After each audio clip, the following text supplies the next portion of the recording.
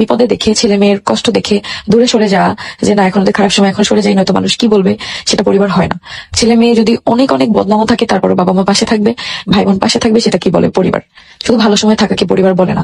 ভালো সময় না পরিবার পয়দা করা যায়, যেটা বাস্তব কথা। তোমার টাকা থাকলে, দেখো না আমাদের ব্লগে আগে দেখো নাই কত মানুষ ছিল, যারা যারা এই টাকার কাঙ্গাল ছিল সবাই ছিল, একটু সমস্যা দেখে সবাই চলে গেছে। ভাই, আল্লাহর যদি ইচ্ছা থাকে, একটা কথা আছে না, রিজিকের মালিক আল্লাহ, তো এটাই সবসময় মাথায় রাখবা।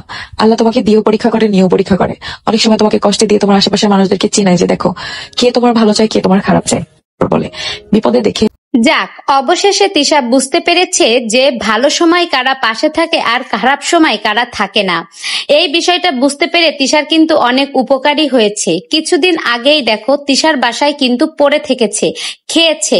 তিশা কিন্তু কখনোই তাদের যাওয়ার কথা বলিনি। তিশা কিন্তু অনেক যত্ন আপ্যায়নে ওদের করেছে। কিন্তু দেখো তিশা যখন বিপদে পড়েছে, তখন কিন্তু ওরা লেজ গুটিয়ে তিশার নামে দুর্নাম বদনাম করেই কিন্তু চলে গেছে। তো এই বিষয়টি যে তিশা বুঝতে পেরেছে আগেই, এটাই ভালো হয়েছে। যদি আরো কিছুদিন পরে বুঝতে পারতো, তাহলে হয়তো তিশার আরো সময় নষ্ট হতো। তা কারা ভালো কারা মন্দ, এই বিষয়টা কিন্তু তিশা বুঝতে পেরেছে। বিপদে যে পাশে থাকে সেই কিন্তু প্রকৃত বন্ধু।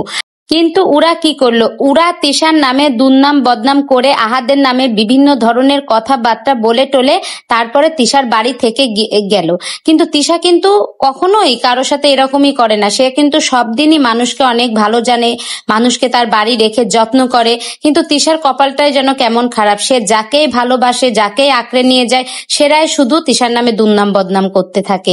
তো বন্ধুরা, এই ভিডিওটি সম্পর্কে আপনার মূল্যবান মতামত কমেন্টে জানাবেন। ভিডিওটি ভালো লেগে থাকলে একটা লাইক করে আমার পাশেই থাকবেন।